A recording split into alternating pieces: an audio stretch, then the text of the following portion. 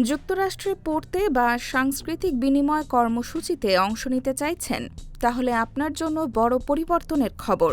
President Donald Trump প্রশাসন আন্তর্জাতিক শিক্ষার্থী, এক্সচেঞ্জ ভিজিটর এবং বিদেশি সাংবাদিকদের ভিসা নীতিতে নতুন কড়াকড়ি আরোপ করেছে।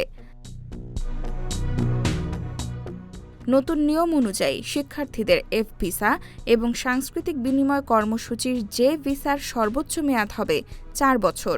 অন্যদিকে বিদেশি সাংবাদিকদের ভিসা সর্বোচ্চ 240 দিনের জন্য দেওয়া হবে, আর চীনা সাংবাদিকদের ক্ষেত্রে এই মেয়াদ হবে মাত্র 90 দিন।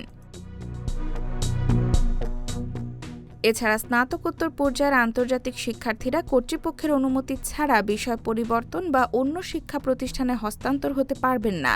পড়াশোনা বা প্রশিক্ষণ শেষ হওয়ার পর যুক্তরাষ্ট্রে থাকার জন্য আগে যেখানে 60 দিন সময় দেওয়া হতো, এখন তা কমিয়ে 30 দিন করা হয়েছে।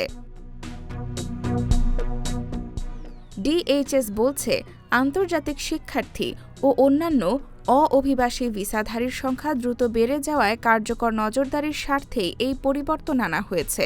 তবে সমালোচকদের দাবি, নতুন নিয়ম আন্তর্জাতিক শিক্ষার্থীদের জন্য অপ্রয়োজনীয় জটিলতা তৈরি করবে এবং চাকরি খুঁজে স্পন্সর পাওয়ার সময়ও অনেক কমিয়ে দেবে।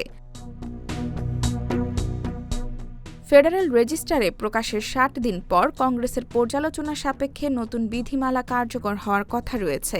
ফলে যুক্তরাষ্ট্রীয় উচ্চশিক্ষা বা এক্সচেঞ্জ প্রোগ্রামে যেতে আগ্রহীদের এখন থেকেই নতুন নিয়ম সম্পর্কে সতর্ক থাকা জরুরি।